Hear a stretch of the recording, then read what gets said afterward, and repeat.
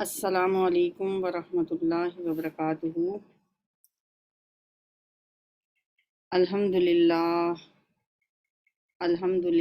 نحمدہ ونستعینہ ونستغفرہ ونؤمن بہ ونتوکل علیہ ونعوذ باللہ من شرور انفسنا ومن سیئات اعمالنا، من یہدہ اللہ فلا مضل لہ ومن یضللہ فلا ہادی لہ، واشہد ان لا الہ الا اللہ وحدہ لا شریک لہ، واشہد ان محمدا عبدہ ورسولہ، اما بعد فإن خیر الحدیث کتاب اللہ وخیر الہدی ہدی محمد صلی اللہ علیہ وسلم، وشر الامور محدثاتها وکل محدثۃ بدعہ وکل بدعۃ ضلالہ وکل ضلالۃ فی النار۔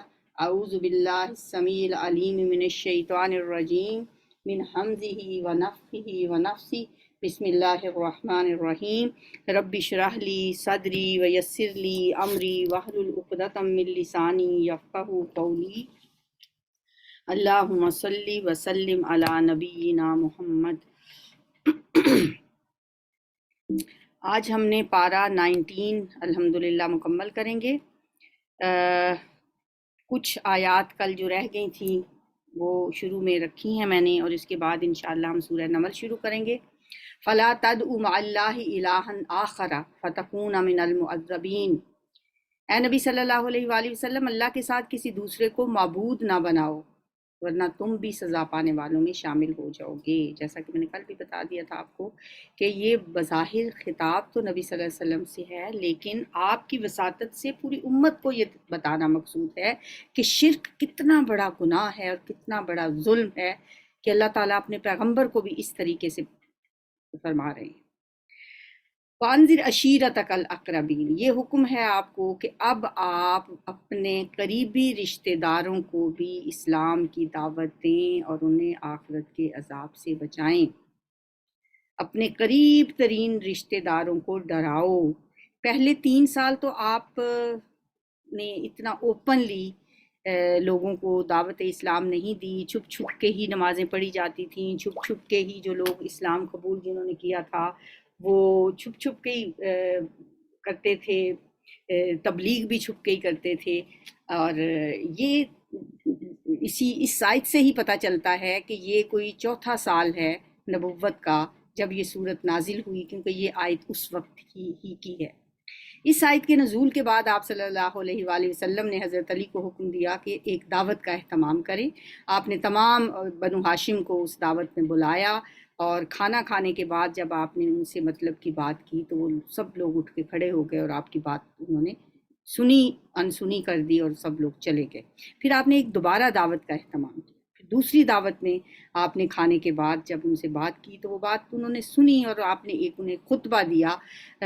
وہ خطبہ ہمیں تاریخ کی کتابوں میں بھی ملتا ہے۔ بہرحال یہ آپ کا پہلا اپنے خاندان سے ایک تبلیغ کا سلسلہ جو آپ نے شروع کیا، لیکن اس میں بھی ابو لہب نے بہت اعتراض کیا۔ اس نے کہا کہ ابھی سے ان کی زبان بند کر دیں، ابھی سے ان کو روک لیں، ورنہ ان کی وجہ سے پوری ہمیں دنیا سے ٹکر لینا پڑے گی اور پھر تم لوگ اس کا مقابلہ نہیں کر پاؤ گے۔ تو بہرحال اس کا کوئی اتنا اچھا خاطر خواہ نتیجہ برآمد نہیں ہوا۔ وَاخْفِضْ جَنَاحَكَ لِمَنِ اتَّبَعَكَ مِنَ الْمُؤْمِنِينَ، اور ایمان والوں میں سے جو لوگ آپ کی پیروی اختیار کریں ان کے ساتھ تواضع سے پیش آئیں، چاہے وہ غریب ہیں چاہے غلام ہیں، وہ جو بھی ہیں ان کے ساتھ آپ نرمی اور تواضع سے پیش آئیں۔ لیکن اگر وہ آپ کی نافرمانی کریں تو ان سے کہہ دیں کہ جو کچھ تم کرتے ہو اس سے میں بری الذمہ ہوں، جیسے وہی انداز جو سورۃ الکافرون کا ہے، لَکُمْ دِینُکُمْ وَلِیَّ دِین، میں تمہارے کسی عمل کا ذمہ دار نہیں ہوں، میرے کسی عمل کے تم ذمہ دار نہیں ہو، تو آپ کا کام صرف پہنچا دینا ہے، اور اس زبردست اور رحیم پر توکل کریں۔ اللہ فرما رہے ہیں نبی صلی اللہ علیہ وسلم سے، وَتَوَکَّلْ عَلَى الْعَزِیزِ الرَّحِیم، اس عزیز اور رحیم ہستی پر بھروسہ کریں، الَّذِی یَرَاکَ حِینَ تَقُومُ، جو اس وقت بھی آپ کو دیکھ رہا ہوتا ہے جب آپ اٹھتے ہیں۔ اب اٹھنے سے مراد یہ بھی ہے کہ جب آپ تہجد کے لیے اٹھتے ہیں، اور اس سے مراد یہ بھی ہو سکتا ہے کہ جب آپ دعوت و تبلیغ کے لیے اٹھتے ہیں۔ وَتَقَلُّبَكَ فِي السَّاجِدِينَ، اور وہ سجدہ گزار لوگوں میں آپ کی نقل و حرکت پر نگاہ رکھتا ہے. یعنی جس وقت آپ نکلتے تھے، لوگ تہجد کی نماز پڑھ رہے ہوتے تھے اور آپ وہاں سے گزرتے تھے، آپ ان کو دیکھتے تھے، یا یہ بھی ہو سکتا ہے کہ مسجد میں جب آپ ان کے پاس سے گزرتے ہیں تو اللہ آپ کی ہر نقل و حرکت کو دیکھ رہا ہے، آپ کا اٹھنا بیٹھنا اور آپ کا لوگوں کے پاس سے گزرنا، ہر چیز اللہ کے علم میں ہے. انہ هو السمیع العلیم، بے شک وہ سننے والا بھی ہے اور جاننے والا بھی. هل انبئکم علی من تنزل الشیاطین، لوگوں کا کیا میں تمہیں بتاؤں کہ شیاطین کس پر اترا کرتے ہیں. یہ ان کے ان اعتراضات کا جواب ہے جو کہا کرتے تھے کہ نبی صلی اللہ علیہ وسلم نعوذ باللہ کاہن ہیں، آپ شاعر ہیں.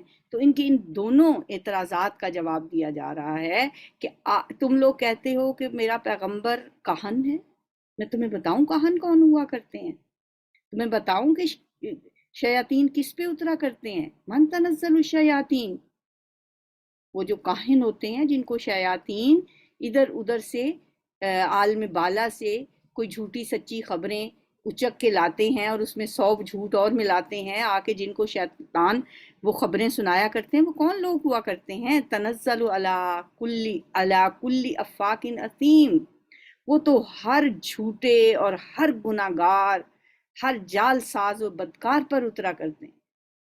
اور میرا پیغمبر تو صادق و امین ہے، اس کی گواہی تو خود دیتے ہو تم لوگ.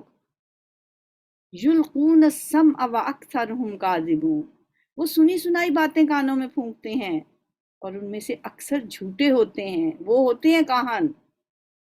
رہے شعراء، شاعر بھی کہتے تھے نبی صلی اللہ علیہ وسلم کو. الم تر انہم فی والشعراء یتبعہم الغاوون، شعراء تو وہ لوگ ہوتے ہیں کہ ان کے پیچھے بہکے ہوئے لوگ چلا کرتے ہیں. کیا تم دیکھتے نہیں ہو کہ وہ ہر وادی میں بھٹکتے پھرتے ہیں. جو شاعر لوگ ہوتے ہیں ان کے بارے میں کیا کہا گیا ہے، انہم فی کل وادی یہیمون، وہ ہر وادی میں بھٹکتے پھرتے ہیں. وانہم یقولون ما یفعلون، اور وہ کہتے ہیں وہ باتیں جو کرتے نہیں. شاعروں کا تو یہی انداز ہوتا ہے نا، اپنی مرضی کے بادشاہ، اپنے موڈ کے شہنشاہ. موج میں آئے تو چھوٹی سی بات کو فرش سے عرش تک پہنچا دیں، جی میں آئے تو عرش کے باسیوں کو تحت الثری میں جا گرائیں. ان کا تو یہ حال ہوتا ہے. شاعر لوگ تو ایسے ہوتے ہیں، وہ ایسی باتیں کرتے ہیں، کہتے ہیں جو کرتے نہیں. اور یہ جو شعراء کی یہاں مذمت کی گئی ہے نا،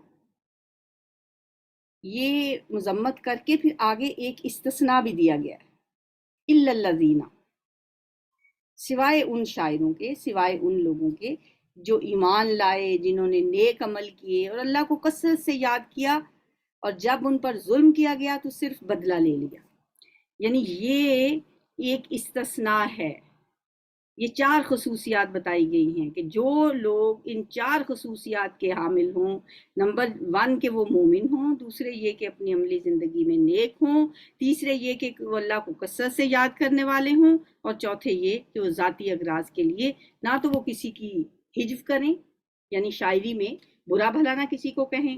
ہاں البتہ جب ظالموں کے مقابلے میں حق کی حمایت کے لیے ضرورت پڑے تو پھر زبان سے وہی کام لیں جو ایک مجاہد تیر سے لیتا ہے یا تلوار سے لیتا ہے. جیسے حضرت حسان بن ثابت جب نبی صلی اللہ علیہ وسلم کی ہجو کی جاتی تھی تو وہ اس کا جواب دیا کرتے تھے، اور نبی صلی اللہ علیہ وسلم کی تعریف میں بڑے خوبصورت شعر وہ کہتے تھے. ایک ان کا بڑا مشہور شعر، وَأَحْسَنَ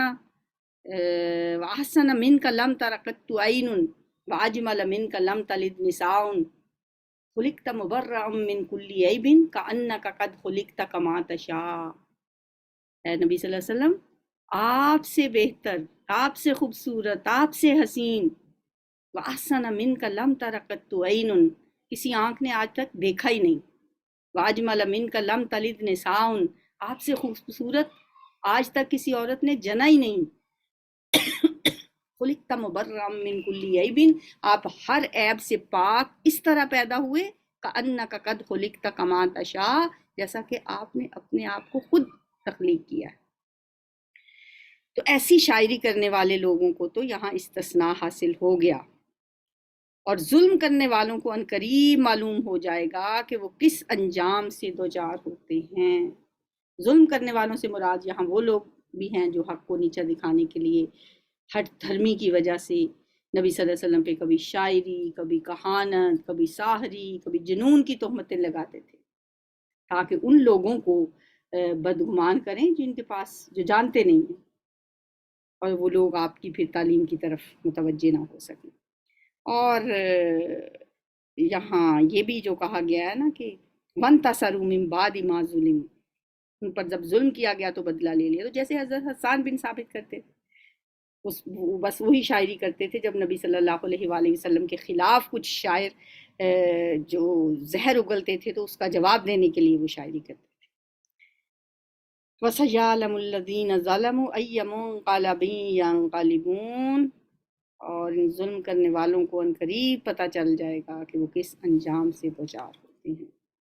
اس کے آگے اب سورۃ النمل مکی سورت ہے، اور اس میں 27 نمبر تو اس کا وہ ہے جو کہ مصحف کی ترتیب میں ہے، ویسے نزولی ترتیب میں اس کا 48 نمبر ہے۔ اور اس کی ایک خصوصیت یہ بھی ہے، سورہ نمل، سورہ شعراء، اور اس کے بعد جو سورہ شعراء اور پہلے آتی ہے، پھر سورہ نمل آتی ہے، اور اس کے بعد سورہ قصص آتی ہے۔ ان تینوں صورتوں کی ایک خصوصیت یہ بھی ہے کہ یہ تینوں صورتیں اسی ترتیب سے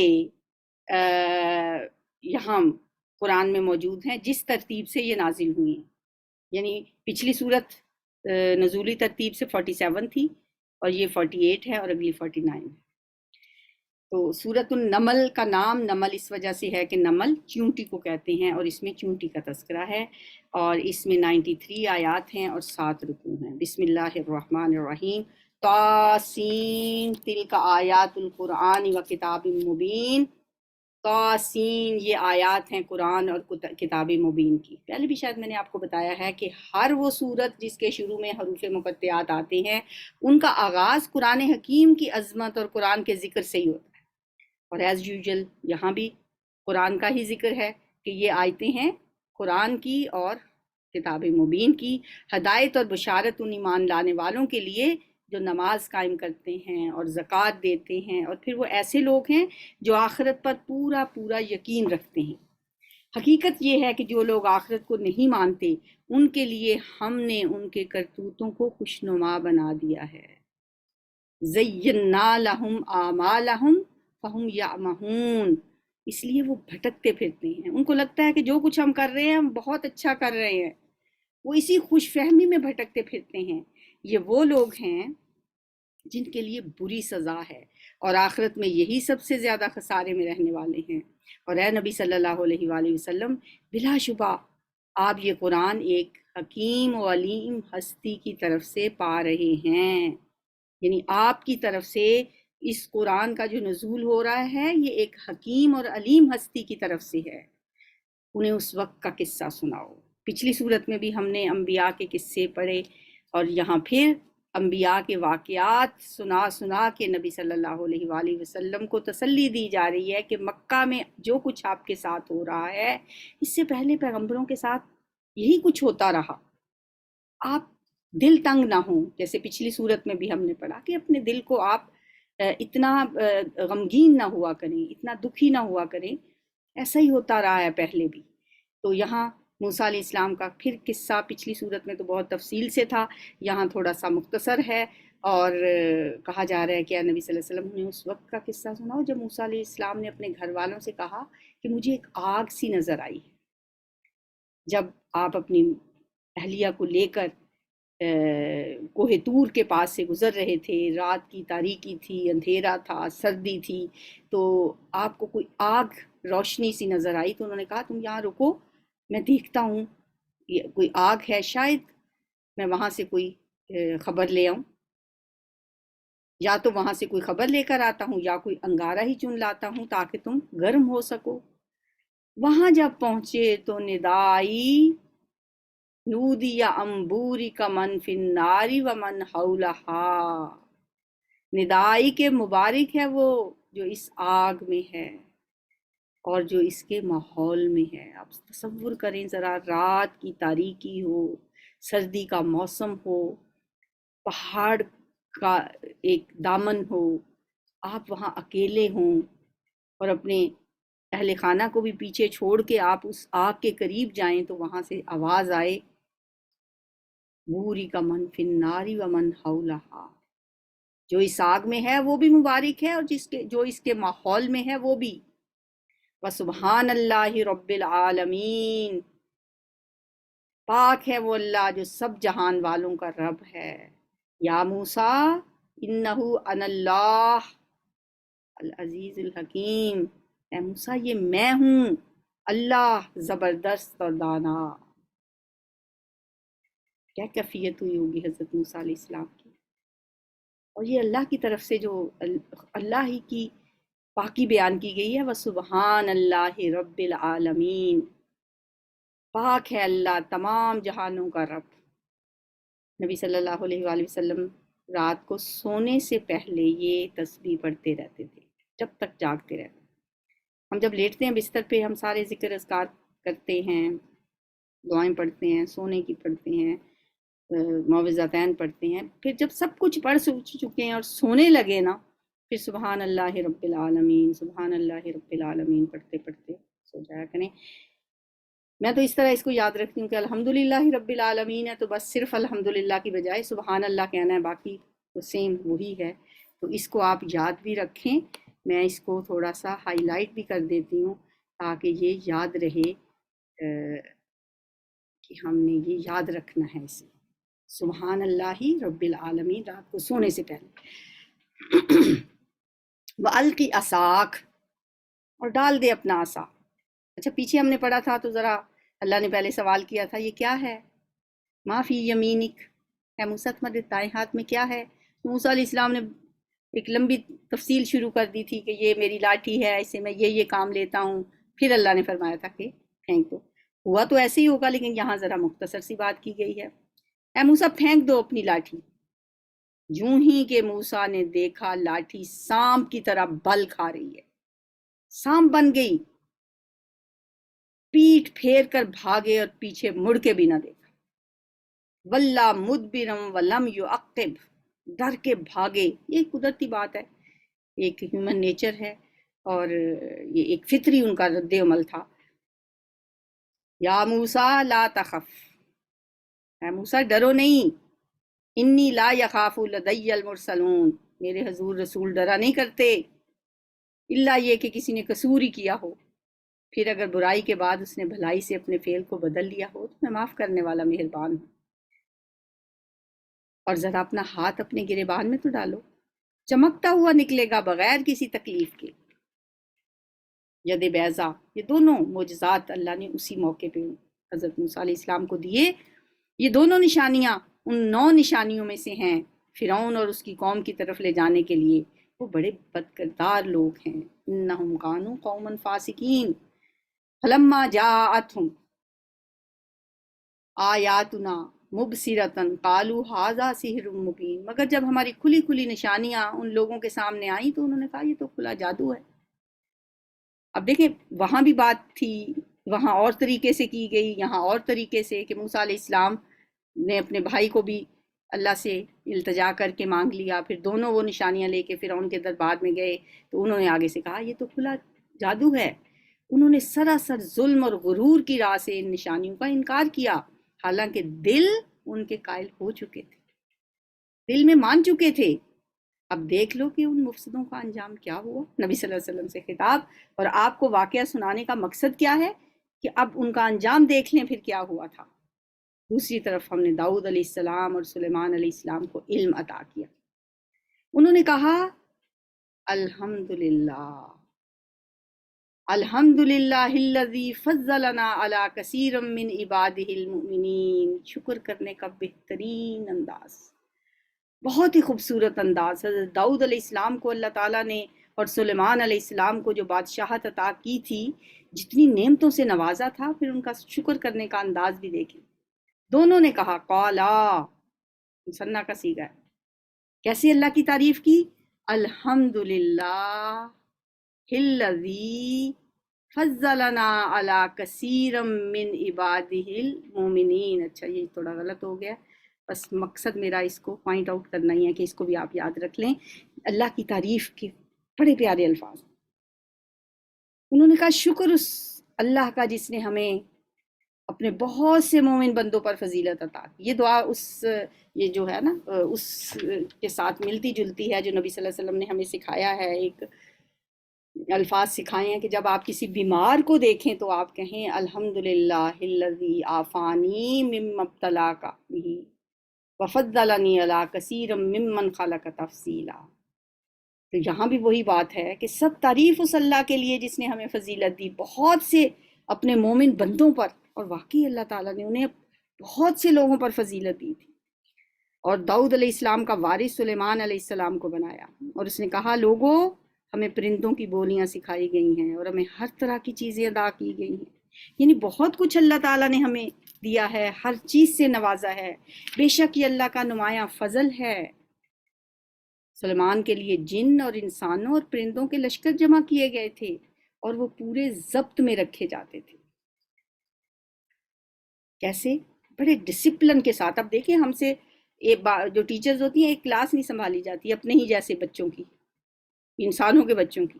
ان کے ساتھ جن بھی ہیں، جانور بھی ہیں، پرندے بھی ہیں، انسان بھی ہیں، ان کے لشکر جمع ہیں. بڑے وہ ڈسپلن کے ساتھ ان کو رکھتے تھے. فہم یوزعون. ایک مرتبہ وہ ان کے ساتھ کوچ کر رہے تھے، یہاں تک کہ جب وہ یہ سب چیونٹیوں کی وادی میں پہنچے تو ایک چیونٹی نے کہا.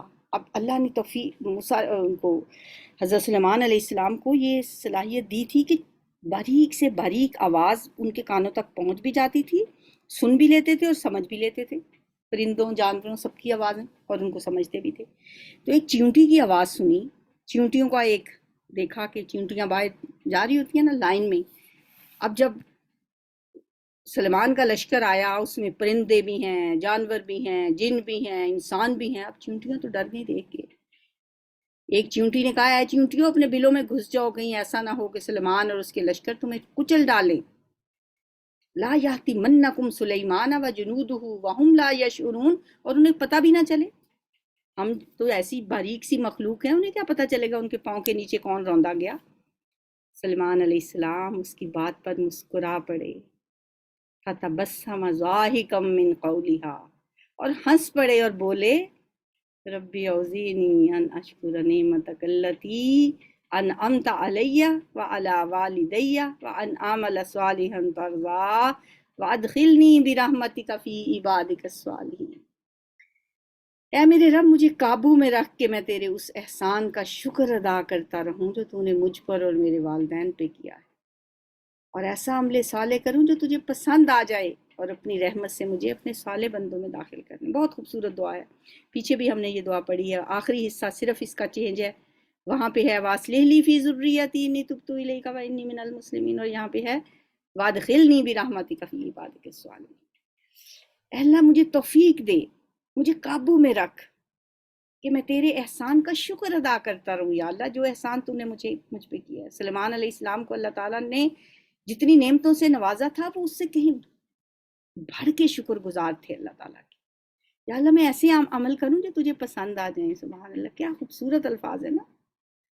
عمل صالحا ترضاہ. یا اللہ ایسے عمل مجھ سے کروا جو تجھے پسند آ جائیں، اور مجھے اپنے صالح بندوں میں شامل کر لے اپنی رحمت کے ساتھ. صالحین میں شامل ہونے کے لیے یہ بہترین دعا ہے. اچھا ایک اور موقع تھا، اس پہ سلیمان علیہ السلام نے پرندوں کا جائزہ لیا اور کہا کیا بات ہے کہ میں فلاں ہدہد کو نہیں دیکھ رہا ہوں. ایک اور دربار سجا ہوا ہے، ذرا تصور کریں. وہ واقعہ تو ختم ہو گیا نا جب انہوں نے چونٹی سے بات سنی اور پھر دعا مانگی، اور یہاں ایک اور دربار سجا ہوا ہے سلیمان علیہ السلام کا. پرندے بھی ہوں گے، جن بھی ہوں گے، انسان بھی ہوں گے. تو کہنے لگے میں ہدہد کو نہیں دیکھتا، کیا وہ کہیں غائب ہو گیا ہے یا کہاں چلا گیا ہے؟ میں اسے سخت سزا دوں گا، اسے ذبح کر دوں گا، ورنہ اسے میرے سامنے معقول وجہ پیش کرنی ہوگی. کچھ زیادہ دیر نہیں گزری تھی کہ اس نے آ کے کہا، ہدہد نے کہا میں نے وہ معلومات حاصل کی ہیں جو آپ کے علم میں نہیں.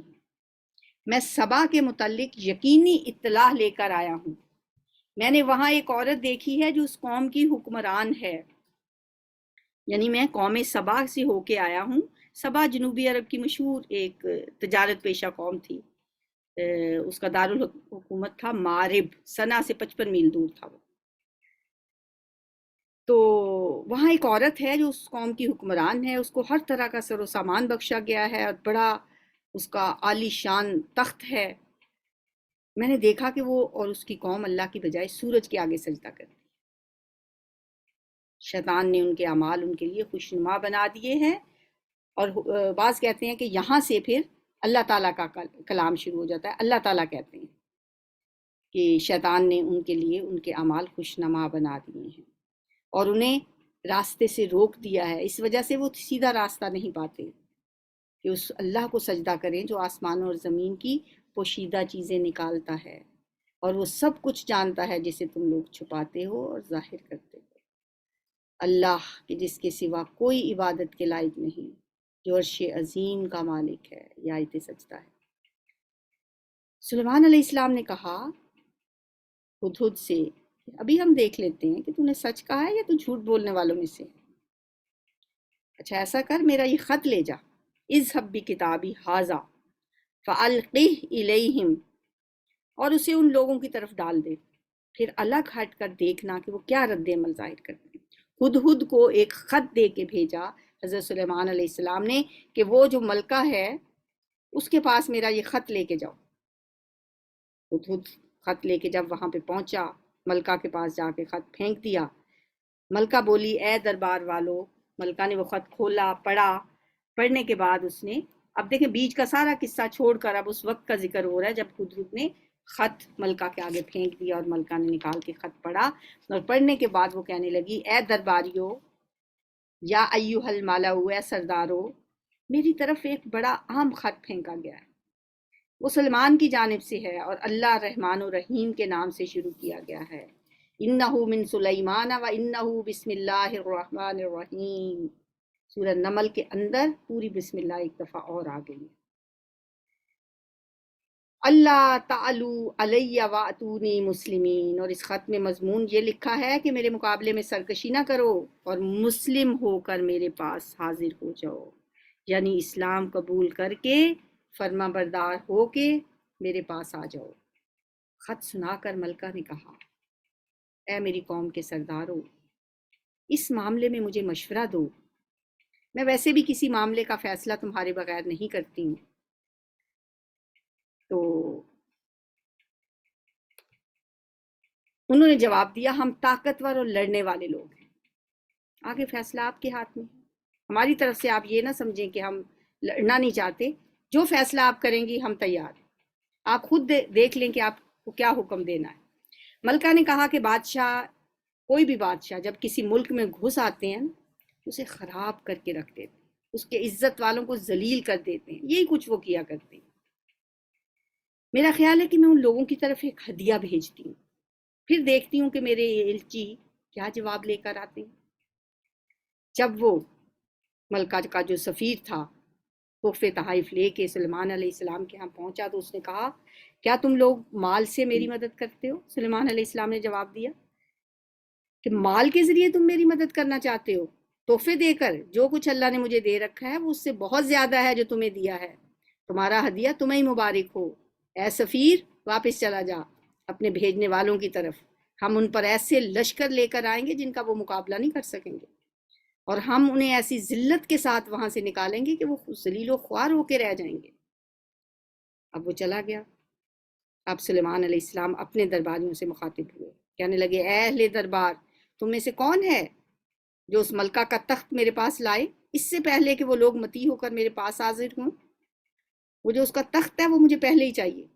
جنوں میں سے ایک بڑا قوی ہیکل اٹھا اور اس نے عرض کیا میں اسے حاضر کر دوں گا اس سے پہلے کہ آپ اپنی جگہ سے بھی اٹھیں۔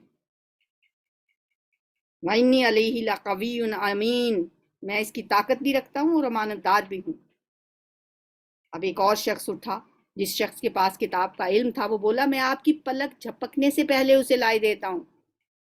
ابھی اس نے یہ کہا ہی ہے، جوں ہی کہ سلیمان نے وہ تخت اپنے پاس رکھا ہوا دیکھا، پلک جھپکنے میں تو اتنی ہی دیر لگتی ہے نا، پلک جھپکی تو وہ جو کتاب کا علم تھا جس کے پاس، اب گاڈ نوز ویل کہ وہ جن تھا یا انسان تھا، ویسے لگتا تو یہی ہے، جن تو ایسا، انسان تو ایسا کام نہیں کر سکتا، کوئی جن ہی ایسا ہوگا جس کے پاس کتاب کا علم تھا، اور وہ پلک جھپکتے میں تخت لا کے اس نے حضرت سلیمان علیہ السلام کے سامنے رکھ دیا۔ اب سلیمان علیہ السلام نے جب تخت کو دیکھا تو وہ پکار اٹھا، ھذا من فضل ربی، یہ میرے رب کا فضل ہے۔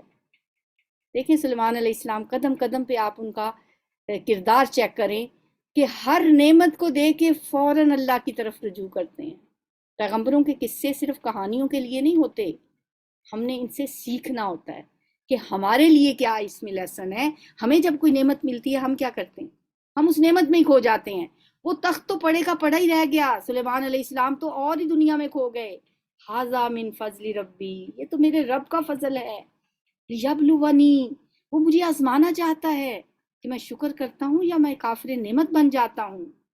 اور جو کوئی شکر کرتا ہے اس کا شکر اس کے اپنے ہی لیے فائدہ مند ہے۔ آپ دیکھیں کس دنیا میں کھو گئے، بھول ہی گئے کہ میرے سامنے تخت پڑا ہے۔ یہ تو مادی چیزیں ہیں نا، اللہ کی طرف فوراً رجوع کیا، ورنہ کوئی ناشکری کرے تو میرا رب بے نیاز ہے اور اپنی ذات میں آپ بزرگ ہے۔ ومن شکر فانما یشکر لنفسی ومن کفر فان ربی غنی کریم۔ اس کے بعد انہوں نے کہا اپنے درباریوں سے، انجان طریقے سے اس کا تخت اس کے سامنے رکھ دو، یعنی اس میں کچھ تبدیلیاں کر دو، جب وہ ملکہ آئے گی تو اس کو تھوڑا چینج کر دو، اس کے تخت کو، دیکھیں وہ صحیح بات تک پہنچتی ہے یا ان لوگوں میں سے ہے جو راہ راست نہیں پاتے۔ ملکہ جب حاضر ہوئی، اب ظاہر اب بیچ میں کافی عرصہ ٹائم گزر گیا ہوگا، جب ملکہ آئی تو اس سے کہا گیا کیا تیرا تخت ایسا ہی ہے؟ وہ کہنے لگی یہ تو گویا وہی ہے، اور ہم تو پہلے ہی جان گئے تھے اور ہم نے سر اطاعت جھکا دیا تھا یا ہم مسلم ہو چکے تھے۔ مطلب یہ ہے کہ یہ بات تو ہم نے، معجزہ تو اب دیکھا ہے نا کہ میرا تخت مجھ سے پہلے یہاں پہنچا ہوا ہے، ہم تو پہلے ہی مان چکے تھے، میں نے تو پہلے ہی سر اطاعت خم کر دیا تھا۔ اس کو ایمان لانے سے جس چیز نے روک رکھا تھا وہ ان معبودوں کی عبادت تھی جنہیں وہ اللہ کے سوا پوجتی تھی، کیونکہ وہ ایک کافر قوم سے تھی۔ اس سے کہا گیا کہ محل میں داخل ہو۔ اب جب وہ تخت سے فارغ ہوئے ہیں تو سلیمان نے کہا ذرا اندر تشریف لائیے۔ اس نے جو دیکھا تو سمجھی کہ پانی کا حوض ہے، اور اس پانی کے حوض میں اترنے کے لیے اس نے اپنے پانچے اوپر اٹھا لیے۔ سلیمان علیہ السلام نے کہا یہ شیشے کا چکنا فرش ہے۔ دھوکا کھا گئی نا، لگا کہ پانی ہے، شاید انہوں نے ایسا بنایا ہوا تھا، نیچے پانی تھا اوپر شیشے کا فرش تھا۔ اس پر وہ پکار اٹھی، ہے میرے رب، آج تک میں اپنے نفس پر بڑا ظلم کرتی رہی، اور اب میں نے سلیمان کے ساتھ اللہ رب العالمین کی اطاعت قبول کر لی۔ وَأَسْلَمْتُ وَأَسْلَيْمَانَ لِلَّهِ رَبِّ الْعَالَمِينَ۔ یہاں پہ حضرت سلیمان اور ملکہ سبا کا قصہ ختم ہوا، اور سمود کی طرف ہم نے ان کے بھائی صالح کو یہ پیغام دے کر بھیجا کہ اللہ کی بندگی کرو، تو یکا یک وہ دو متخاصم فریق بن گئے، یعنی ایک ماننے والا اور ایک انکار کرنے والا۔ صالح علیہ السلام نے کہا اے میری قوم کے لوگوں، بھلائی سے پہلے برائی کے لیے کیوں جلدی مچاتے ہو؟ کیوں نہیں اللہ سے مغفرت طلب کرتے، شاید کہ تم پر رحم فرمایا جائے۔ انہوں نے کہا ہم نے تو تم کو اور تمہارے ساتھیوں کو بدشگونی کا نشان پایا ہے۔ صالح علیہ السلام نے جواب دیا تمہارے نیک و بدشگون کا سرشتہ تو اللہ کے پاس ہے، اصل بات یہ ہے کہ تم لوگوں کی آزمائش ہو رہی ہے۔ اس شہر میں 9 جتھے دار تھے جو ملک میں فساد پھیلاتے اور کوئی اصلاح کا کام نہ کرتے تھے۔ انہوں نے آپس میں جا کے کہا، مشورہ کیا، خدا کی قسم کھا کے انہوں نے کہا کہ عہد کر لو کہ ہم صالح اور اس کے گھر والوں پر شب خون ماریں گے، اور پھر اس کے ولی سے کہہ دیں گے کہ ہم اس کے خاندان کی ہلاکت کے موقع پہ موجود ہی نہیں تھے۔ یعنی حضرت صالح علیہ السلام کا خاندان قبیلہ بہت طاقتور تھا، قبائلی نظام تھا، اس لیے وہ ڈرتے تھے کہ اگر ہم نے کچھ ان کو نقصان پہنچایا تو ان کا قبیلہ تو ہمارے ساتھ آئے گا۔ جس طرح نبی صلی اللہ علیہ وآلہ وسلم حضرت کے جو تھے لوگ باقی کے قبیلے حضرت ابو طالب کی وجہ سے ڈرتے تھے، اس لیے آپ پہ کوئی ہاتھ نہیں اٹھاتا تھا۔ حضرت ابو طالب جو ہیں وہ آپ کو نقصان پہنچانا کبھی بھی برداشت نہیں کریں گے۔ اسی طرح انہوں نے کہا کہ ہم ان کو شب خون ماریں گے اور بعد میں کہہ دیں گے ہم تو وہاں تھے ہی نہیں، ہمیں تو نہیں پتا کس نے یہ کیا ہے، اور ہم سچ کہتے ہیں، وَإِنَّا لَصَادِقُونَ، ہم یہ کہہ دیں گے، سچے بن جائیں گے بعد میں۔ یہ وہ چال ہے جو انہوں نے چلی، اور پھر ایک چال ہم نے چلی، اللہ فرماتے ہیں، جس کی انہیں خبر بھی نہیں تھی۔ اب دیکھ لو پھر کہ ان کی چال کا انجام کیا ہوا، اللہ نے کیا انجام کیا۔ فانظر کیف کان عاقبۃ مکرہم انا دمرناہم وقومہم اجمعین، ہم نے تباہ کر کے رکھ دیا ان کو اور ان کی پوری قوم کو، وہ ان کے گھر خالی پڑے ہیں اس ظلم کی پاداش میں جو وہ کرتے تھے۔ اس میں ایک نشان عبرت ہے ان لوگوں کے لیے جو علم رکھتے ہیں، اور بچا لیا ہم نے ان لوگوں کو جو ایمان لائے تھے اور نافرمانی سے پرہیز کرتے تھے۔ اور لوط کو ہم نے بھیجا، یاد کرو وہ وقت جب اس نے اپنی قوم سے کہا، کیا تم آنکھوں دیکھے بدکاری کرتے ہو، یعنی لوگوں کے سامنے؟ کیا تمہارا یہی چلن ہے کہ عورتوں کو چھوڑ کر مردوں کے پاس شہوت رانی کے لیے جاتے ہو؟ حقیقت یہ ہے کہ تم لوگ سخت جہالت کا کام کرتے ہو۔ مگر اس کی قوم کا جواب اس کے سوا کچھ نہ تھا کہ انہوں نے کہا، نکال دو لوط کے گھر والوں کو اپنی بستی سے، یہ بڑے پاک باز بنتے ہیں۔ آخر کار ہم نے بچا لیا اس کو اور اس کے گھر والوں کو، بجز اس کی بیوی کے جس کا پیچھے رہ جانا ہم نے طے کر دیا تھا۔ اور برسائی ان لوگوں پر ایک برسات، بہت ہی بری برسات تھی، پتھروں کی بارش، وہ ان لوگوں کے حق میں جو متنبع کیے جا چکے تھے، ڈرائے جا چکے تھے۔ اے نبی صلی اللہ علیہ وآلہ وسلم، کہو حمد اللہ کے لیے اور سلام اس کے ان بندوں پر جنہیں اس نے برگزیدہ کیا۔ الحمد للہ وسلام علی عبادہ الذین اصطفیٰ، یہ بھی بہت خوبصورت حمد اور شکر کا انداز ہے۔ اللہ خیر مما یشرکون، ان سے پوچھو اللہ بہتر ہے یا وہ معبود جنہیں وہ اس کا شریک بنا رہے ہیں۔ یہاں پہ ہمارا 19واں پارہ ختم ہوا۔ اس پارے کے اہم نکات یہ ہیں کہ مشرکین کے اعتراضات، اچھا ایسا ہوا ہے کہ اس یہ تھوڑا سا نا الٹا ہو گیا ہے ہمارا جو ہم نے کیا تھا۔ یہاں میں سٹاپ شیئر کر کے دوبارہ شیئر کرتی ہوں تاکہ میں آپ کو دکھا سکوں۔ اب ٹائم بھی بہت تھوڑا سا ہے اور یہ مجھ سے ہو بھی نہیں پائے گا جلدی، تو پہلے مجھے یہ کھولنا ہے، پھر سکرین شیئر کرنی ہے، پھر دیکھتے ہیں۔ ہاں یہ اب سیدھا ہے، نہیں یہ بھی سیدھا نہیں ہے۔